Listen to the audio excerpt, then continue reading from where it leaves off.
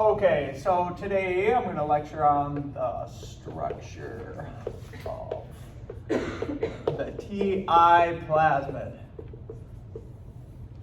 And Ti stands for what? The tumor-inducing plasmid. From what organism? From what organism? Agrobacterium. And why would I focus on the structure of the Ti-plasmid?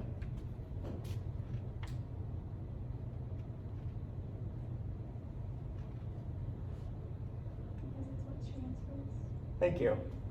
It is what transfers DNA from the Agrobacterium to a plant. It's what you use if you want to make a transgenic plant. You gotta sync up with the Ti-plasmid. Okay, so if you have not, you need to watch the lecture on plant transgenesis and Agrobacterium, or nothing that I'm going to say is going to make any sense. So if you haven't done like the preliminary work, it's not gonna help you much. Okay. So let's go get into it. Let's first talk about the discovery of agro. I'm going to say agro. That means Agrobacterium tumefaciens. Okay. This was discovered in 1907 by Smith and Townsend, a group of plant pathologists who were studying daisies,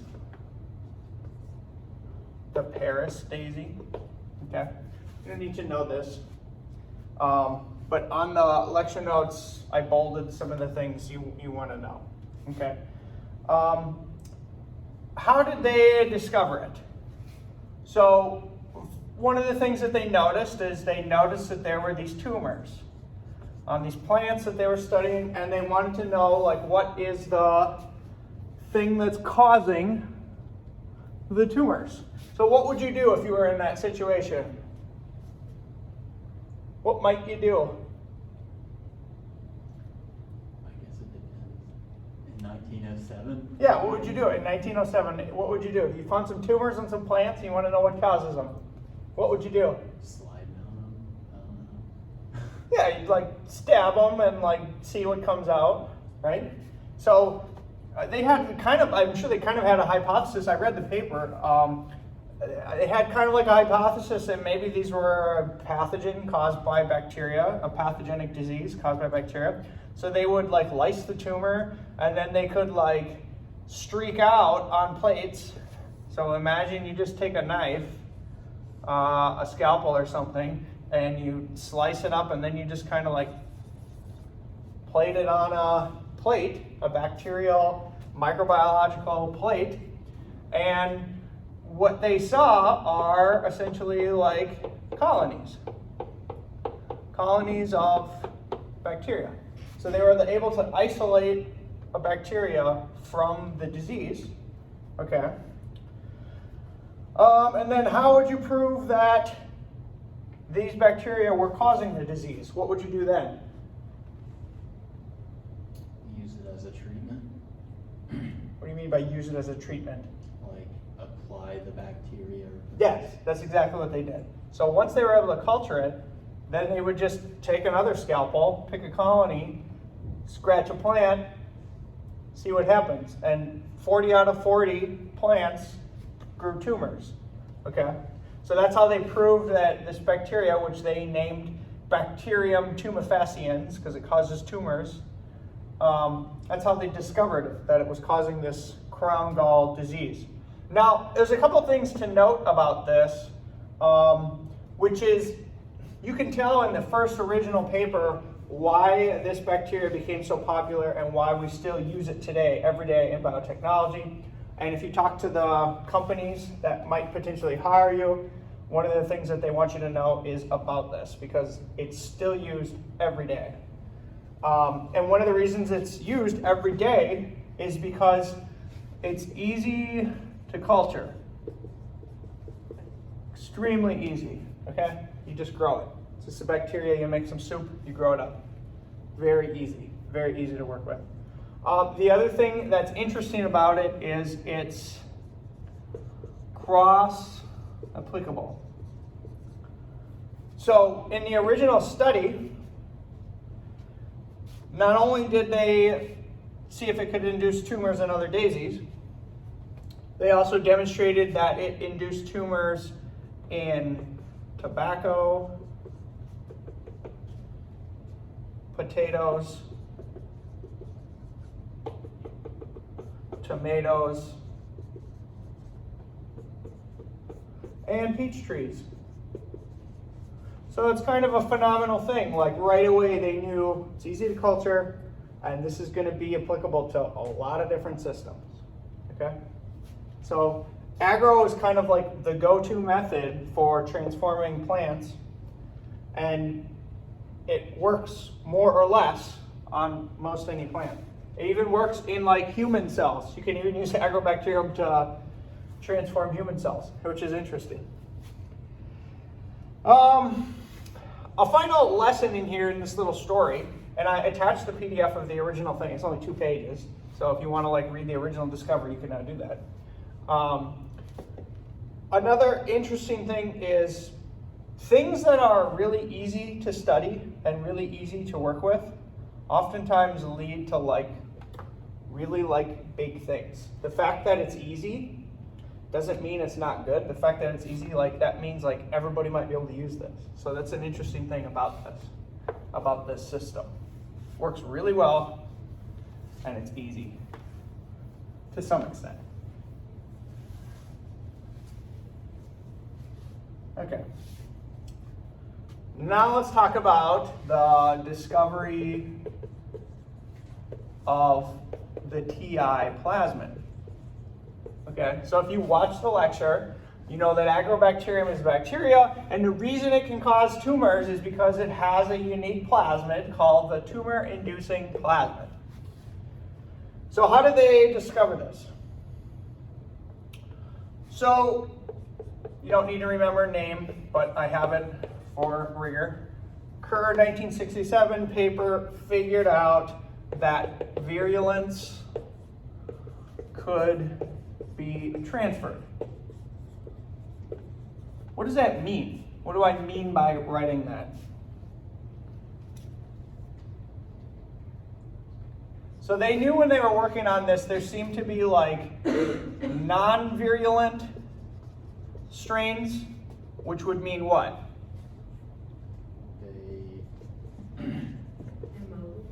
What? No, not mobility. Non-virulent strains would be they don't cause tumors. So there were agro strains that didn't cause tumors, and there were virulent strains that do cause tumors. And sometimes you mix these together in certain conditions, you could convert one to the other. So you could get situations where a non-virulent strain becomes or morphs into a virulent strain. Okay? So the virulence could be transferred from strain to strain. So that already suggests it's something that's mobile. Whatever's causing the virulence is something that's mobile. And we know now it's a plasmid, so that makes sense. Right? Plasmids are mobile. They are not a part of the agro chromosome. They are not a part of the agro, maybe you could call them a part of the genome, but they are mobile elements. They are distinct. They are distinct selfish elements, and they move around like so. Okay, so we knew early in 1967 that it was mobile, whatever it was. If you were to look at the metabolism in the galls, in the tumors, the metabolism in the galls is different. It was different. Okay? They found essentially like unique like metabolites, things that aren't normally like found in these regions of the plant, they found in the galls. So they started to think there must be some transfer of genetic content into that part of the plant, okay? Because they're seeing unique things in the galls, like up here. So they have an idea that it's mobile, something is being like contributed, some new genetic content is being like added because the metabolism all of a sudden suddenly changes. And then in 1974, a person by the name of Zenon actually isolated the plasmid. Okay, and the way that he did this is with sucrose gradients. So you don't need to remember this, but you should be exposed to it. Sucrose gradient is essentially like differential centrifugation. So if you ever had cell biology, how can you separate out mitochondria from nuclei, from other parts of the cell? You can do differential centrifugation. So you set up a gradient of a viscous solution where it's maybe like high percent down here and low percent down here, and you put this thing in a big centrifuge and you spin it, and things that are heavy might end up like here, and things that are lighter might end up here. This is called differential centrifugation, and they actually form bands, and you can like then isolate the particulates that band here or down at the bottom. So this fellow in 1974, with sucrose gradients and differential centrifugation of the bacteria, found a band that corresponded to the plasmid. And he actually purified out the plasmid. A couple of things about this plasmid.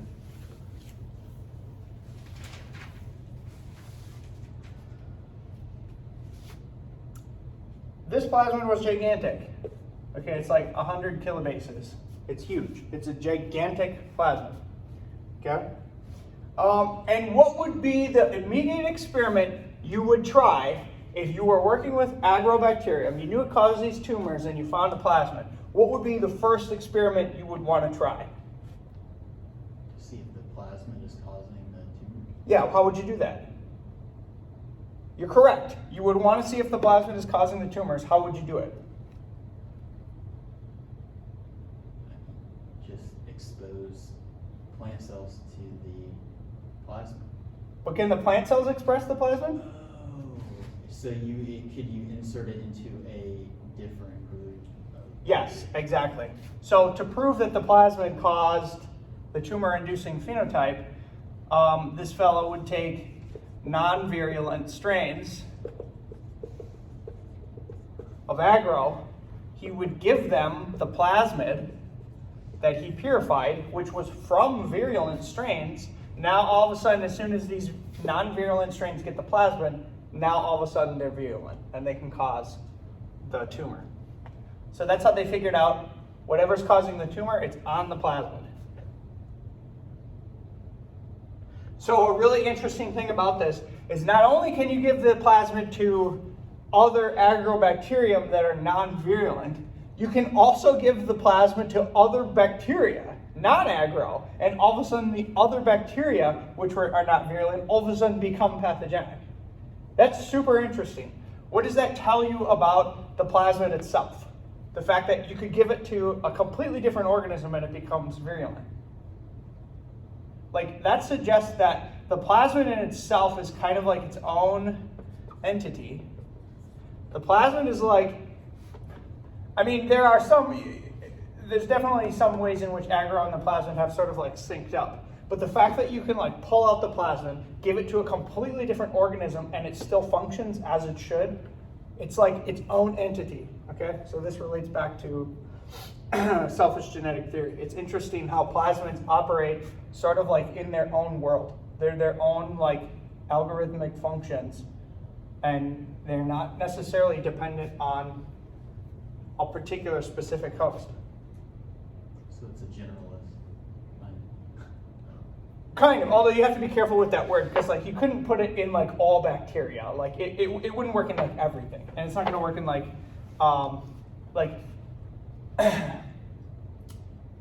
like an animal cell wouldn't like replicate the plasmid,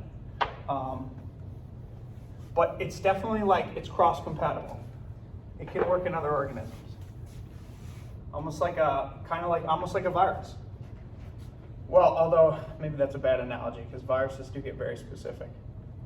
Okay, so let's talk about the plasmid. It's giant, and I want to like outline its kind of like primitive functions. If you were to think of like organisms, literally as we discussed before, as like survival machines, organisms, their genome codes like an algorithm, like a function. Okay, and the function is to replicate and preserve the genes. And so I want to talk about the primitive functions of the Ti-plasmid. Okay, one of the functions that it handles is replication. So it encodes its own proteins essentially to ensure that it's like replicated properly. And I'm going to go into this in detail. It encodes conjugation machinery. Okay, so it has operons that function in transferring the plasmid. So remember how we talked about the tumor-inducing function, it was mobile, it was transferable. The plasmid encodes its own machinery so that that can happen. Okay. Virulence, which means like the program whereby you like cause pathogenesis in the plant.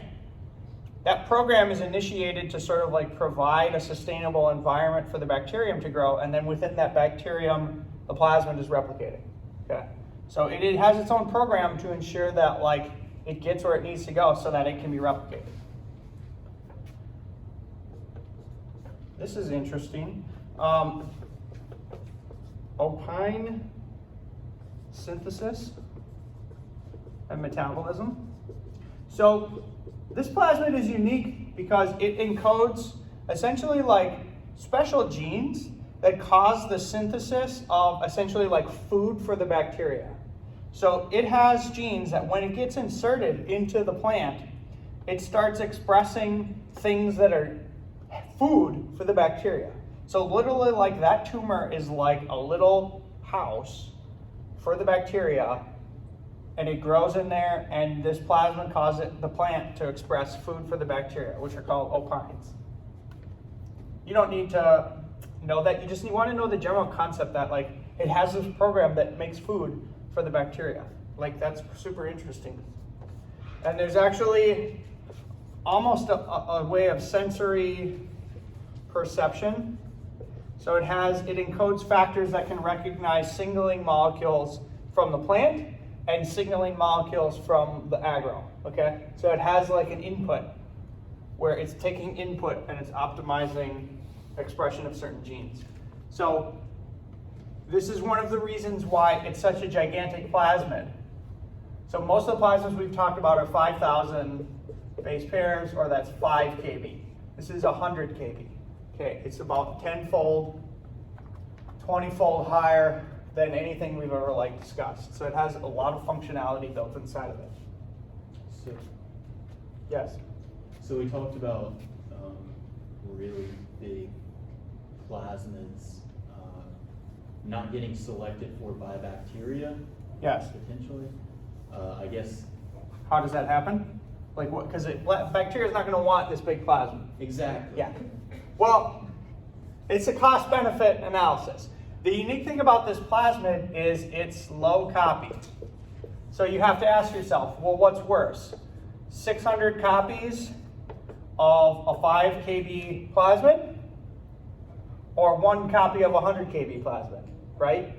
Like in theory, it's kind of equivalent. Okay? So you have to know that it's a low copy plasmid. The origin is not, it's not like it's replicating to 600 copies per cell. It's like 1 copy per cell, or 2 if it's dividing. That's one of the things. The other thing is like,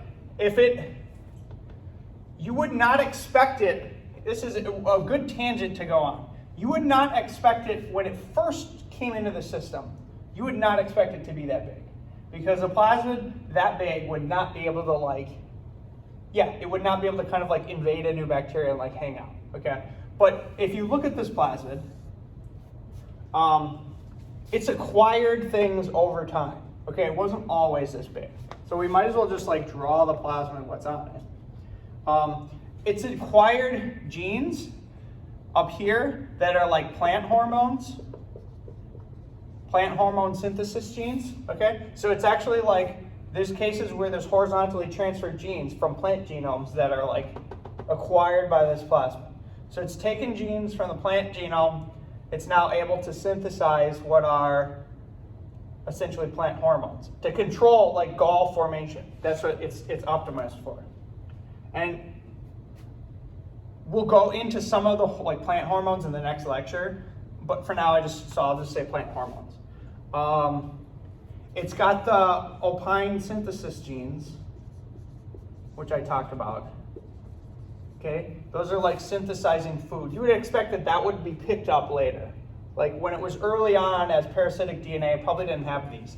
And then it picked them up. Now all of a sudden the bacteria doesn't mind having it because it's like useful for the bacteria now. It's like making stuff for the bacteria. Okay.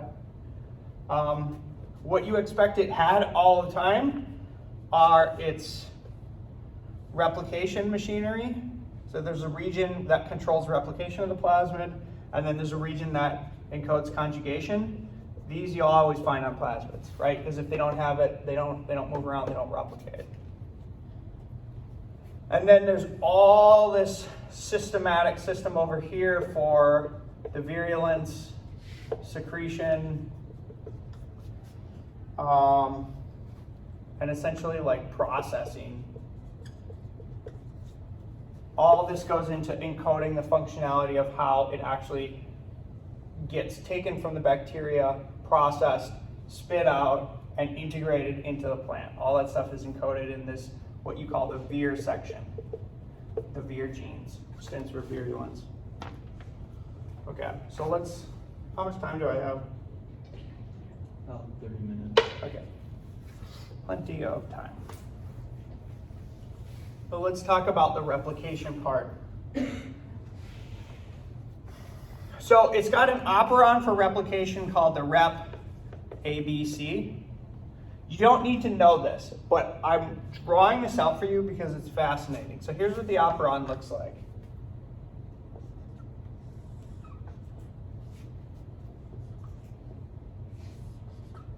So there's a rep C, the rep A, and the rep B. Okay. Let's first talk about A and B. So A and B are, you know how in a eukaryotic cell, when it's replicating and makes its chromosomes, the cytoskeleton like grabs the centromeres, like this is what you see at this part of mitosis. Everybody knows what I'm talking about when you like see like the centromeres and it's like pulling apart the chromosomes. Okay. This plasmid encodes two genes, rep A and rep B, which sort of are analogs of these cytoskeletal components and encode a ratcheting function. So rep A essentially will like grab a region of the plasmid called the par S, the partition site, which is kind of like a little centromere. So rep A will like grab it, and then rep B is a protein that will essentially like ratchet. So if you know what a ratchet is, like if you have like a, what do you call it, like a hitch or like a winch, you know what I'm talking about, like a winch, which will like, you can go, every time you do that, it tightens it and it puts pressure on it. So the rep B will like do this, except what it's grabbing is the partition of the plasmid. So when a cell needs to divide, it will replicate the plasmid, and then it will encode these proteins which ensure that it gets pulled into the two daughter cells. Okay? So these are essential, the rep A and rep B are essential for the partitioning of the plasmid. Okay, another interesting thing is rep C. You do want to remember this because this relates to some of our other lectures. Okay, so you want to remember this. You want to remember this. Rep C is a topoisomerase. What are topoisomerases?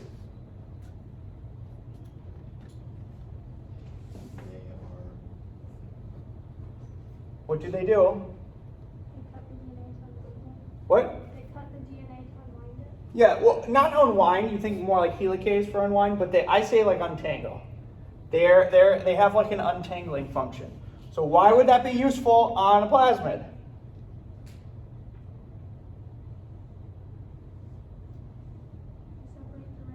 Yeah, every time you replicate plasmids, they frequently get linked up. Okay, and I talked about this in an earlier lecture when I talked about the discovery of topoisomerase. Topoisomerase can untangle plasmids by cutting them and pulls them apart, and then it puts them back together. So it's like the untangling function.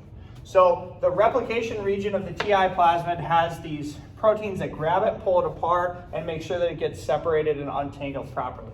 Now, a really, really cool thing about the operon, which just shows you how compact and how beautiful like prokaryotic sequences are that are streamlined. The origin of replication, which is called ORIV, okay, that's the origin of replication for the plasmid, is wedged inside of the Rep-C gene.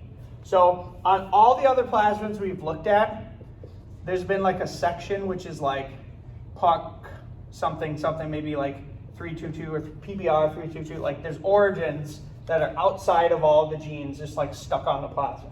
In this case, the plasmid has been streamlined and the origin is inside of the Rep-C gene, and the Rep-C protein, when the Rep-C gene gets transcribed and translated into a protein, which is a topoisomerase, what it actually grabs onto is its own gene. So it's a protein that grabs its own gene, and its own gene encodes the origin of replication on the plasmid. There's like 3 built-in like functions all together in this little coding region.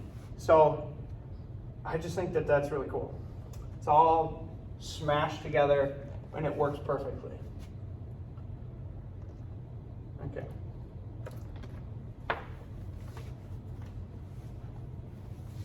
So we've covered replication part of the Ti-plasmid. Let's talk about the conjugation. Okay, so if you've seen the pictures, conjugation, you have 2 bacterial cells.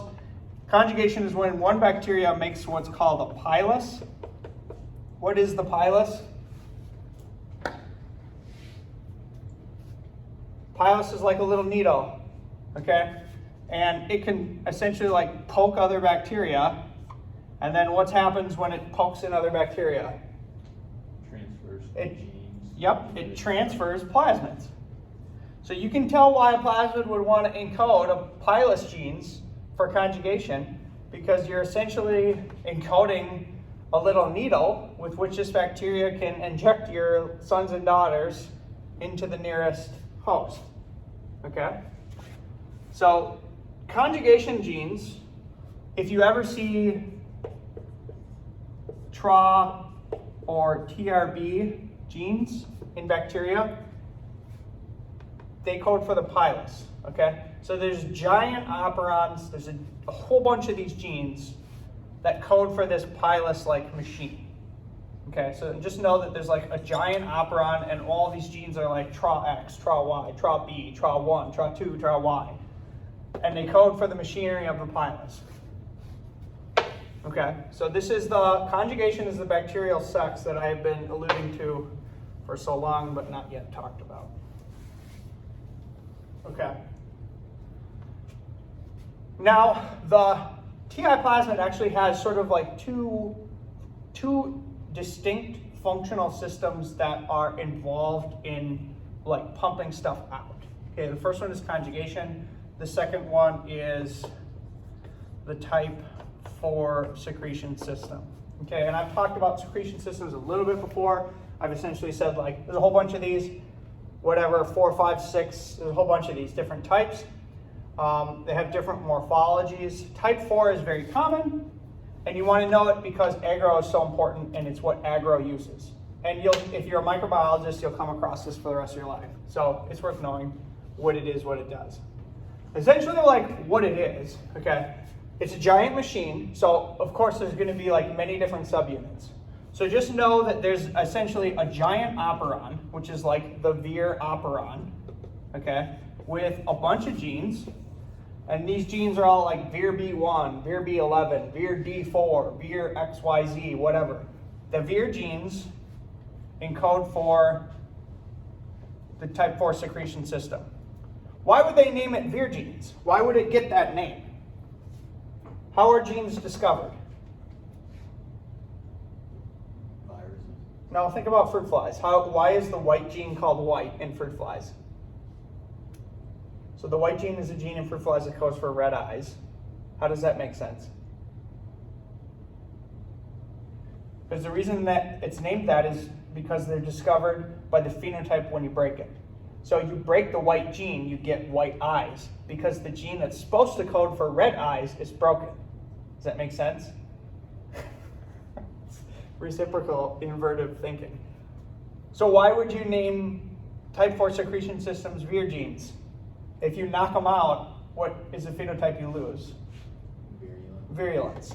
So essentially probably how they discovered this is, fact check me on this, I'm just using my logic. Essentially probably how they discovered this is they would have mutagenized the plasmid, made a bunch of mutations or inserts with transposons or broken it somehow. And if you individually break genes and you lose virulence, they would have named it VIR-XYZ. And if you're breaking individual pieces of the machine that is secreting virulence factors, duh, you're not going to be virulent anymore. So that's how they all probably got the VIR name. Okay. So what is the type 4 secretion system? In its simplest form, like we could go really into detail. I don't want to go into so much detail. It's essentially a tube that goes through the lipid bilayer. I should draw it like this. Okay, so it's a membrane spanning tube. And on this side is outside of the cell. On this side is inside. And on the inside of the cell, it encodes essentially like a machine that finds substrates, okay, and pumps them out. So there's three functions. There's three sub-functions of the type 4 secretion system. One is processing of substrates. So in the case of agro, it doesn't just take the entire Ti-plasmid and pump it out. Okay, it chops it up into a little piece called the tDNA. That's what it's spitting out. That's what gets integrated. So there's a processing functionality in some of the VIR genes where they're processing substrates that get pumped out. Okay. There is, what would you call this? Maybe like a coupling functionality. The function is this protein, it needs to find other proteins that are supposed to be pumped out. It doesn't just grab every single protein and like pump it out, right? So how would it know what should get pumped out? By sensing relative concentrations? No, it's not just going to take the most abundant thing. Then it'd be like pumping out like, I don't know, probably a housekeeping gene that it doesn't want to pump out. Is it by a signal? Yes, exactly. There's going to be a signal. So in the first lecture, I talked about like secretion signals. This is useful for engineering. If you ever need to make something that pumps something out of the cell, you have to have it interface with a secretion system. In order to have it interface with the secretion system, you have to know the signal by which the proteins find what should be pumped out, grab onto it, and then load it into the machine. Okay? So the protein that does this, which you do want to know, you want to know this protein, VIR-D4, okay? VIR-D4 is what's called the coupling protein. VIR-D4 is the protein that finds the substrates with the signals and loads them into the secretion system to get pumped out. Okay?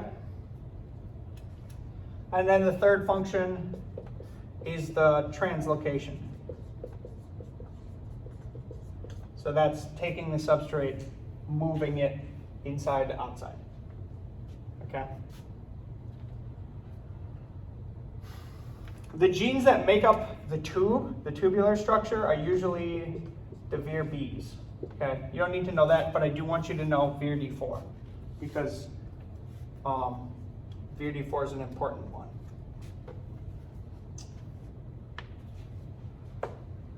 Okay, the final thing about this. The final interesting thing about this on the Ti-plasmid is The type 4 secretion system is like a little gun, and the conjugation system forms like a barrel. So if you look at some of the figures in these papers where they're characterizing the conjugation and type 4 secretion system from agro, you'll see the pilus get like loaded into the gun as like a barrel. It's like interesting. This thing like fits inside of the type 4 secretion system and forms like a barrel. So they like couple. This can then pierce other cells, and then DNA and proteins can get translocated from one cell to another.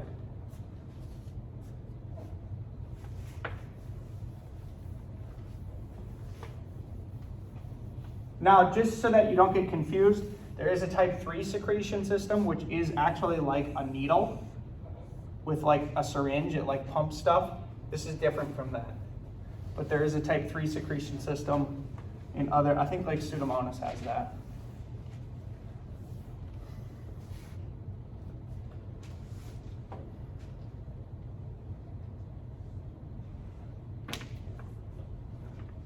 That's kind of it. Do you guys have any questions about agro, or how much time do I have? I have an idea where to go next. About 12 or 13 minutes. Okay. Do we have an understanding of how this system takes genes and incorporates them into like a plant? Like, do you guys get that or no? Like, do you want me to go through that? Yes, okay. Okay, so it's going to be similar. You're going to start to see patterns now reemerge, which is why I say this class gets a little bit easier if you put in the work early, okay? Because the system of agro is very similar to like a transposon. When you work with transposons and use them to integrate things into the DNA, there was a pattern of having two plasmids where one was a helper and one was a donor. And what did the helper encode? It encoded restriction enzymes. No. The helper would encode the transposase, thank you. And the donor usually encodes like your gene X with the sites that the transposase recognizes. It gets expressed, it gets made, it grabs your gene X, pops it into a chromosome. Okay, so this is similar in like functionality. You usually have like binary systems in agro where you have two plasmids, and one will be a helper and one will be a donor. And usually what you have is you have some kind of my understanding is that you have some kind of like a gene X, and you have sites that will, when they'll match the Ti-plasmid. Okay, so you'll have some sites, let's color code them, that will match spots on the Ti-plasmid that are inside the tDNA. The tDNA. Okay, and then essentially you grow a bunch of agro, you transform it with your donor plasmid. Now what's going to happen when they're in the same cell and they have sites of homology? They're going to recombine. They'll recombine, and you get a situation where you all of a sudden stick your gene X into the tDNA, and then these bacteria, you essentially literally like take a plant and you like dip it in it, or you scratch it and you wound it and you put the bacteria on the wound. And now what they're doing, they're encoding the secretion system genes off the plasmid, okay? They process this, so they clip the part out, which is the tDNA, and then they grab this and it gets attached to other proteins, which is, again, similar pattern. It's going to get attached to some Vir proteins, and the function of these particular Vir proteins is to protect like the linear DNA. We saw that in homologous recombination. Usually there was like a single-stranded binding protein, DNA binding protein, which would protect it. And then it would essentially, some of these are going to have NLS signals, which are what? Nuclear localization signals. So this thing is going to get pumped out, this complex of proteins and DNA. It's going to get pumped out of the secretion system into the host plant cell. One of these Vir genes is going to have a nuclear localization signal. So it's going to get grabbed by a karyoferin, and it's going to get shuffled into the nucleus. And then as soon as it's in the nucleus, some of the Vir genes activate and it inserts. Okay? Now, the things you want to remember about insertion of the Ti-plasmid or the tDNA, is it random or is it site-directed? It's random. And that comes with pluses and minuses, as we know from transposons. Okay? That's going to be subject to positional effects, which are what? What are positional effects? Say you want to express gene X, and you insert it, and it doesn't express well. Maybe you accidentally insert it into some heterochromatin, which is tightly bound and is not expressing. That's a positional effect, where now your gene doesn't work very well.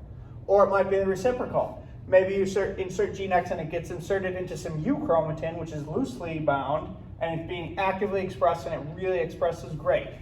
Okay? You're not going to know. You just have to do it and see what you get and pick one that works. It's random. The other interesting thing about the Ti-plasmid is, which again makes it similar to kind of like a transposon, you're never going to get like just one insert. It's usually it's like a shotgun. You're shooting like a bunch of these tDNAs and you're going to get a bunch of inserts. So you're usually not going to get just one gene X. You're going to get gene X inserted a few times, maybe 283, maybe 405, maybe 10. So you're going to get multiple inserts. And you can then sort of like through classical genetics figure out where the inserts are and then like separate them out by sort of like crossing schemes, which is be like kind of like classical Drosophila. And then you could like isolate certain inserts, okay, through breeding. But if you just generate a thing, you're gonna get multiple inserts. How do they select for this? How do they select for these inserts? What do they usually compile in gene X? What's usually also in the donor? Yes, which is what cassette? It's a special one. It's kanamycin. And I went through this in the lecture. This is very odd, very strange when I first learned this. How can you use kanamycin, which is an antibiotic selective cassette? How can you use kanamycin to select for gene X insert in a plant? How does that work? Kaylee, how do you think that would work? If you insert gene X into a plant, and you can select for it with kanamycin, which is an antibiotic cassette, how could that work?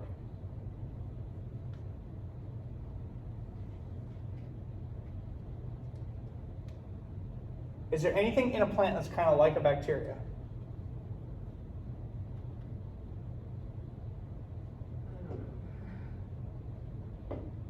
Do you know? The chlorophyll? Not the chlorophyll. Chlorophyll is a chemical compound of protein, but yes, the chloroplast. The chloroplast. The chloroplasts and mitochondria were originally bacteria. And if you look at the phylogenetic trees, okay, eukaryotes absorbed bacteria to become plant cells and animal cells. That was in the original reading long ago in Power, Sex, Suicide, I think in Yuke's first Prox lecture. Okay, so mitochondria and chloroplasts are essentially like little bacteria. If you treat plants with kanamycin, it kills and affects the chloroplasts. So you can essentially kill the chloroplasts, and the only plant cells that will survive are the ones that have your gene X with the kanamycin, which gives their chloroplasts like an ability to resist the kanamycin, which is interesting. So we get it? Agro is a way to insert genes into plants. And in the lecture, we also talk about the ballistics method, which is the gene gun. You can also use the gene gun where they coat beads with DNA. You shoot it at the plant, and sometimes you get lucky and it like sticks in the genome. But I like to focus on the agro. Any other questions? Yeah.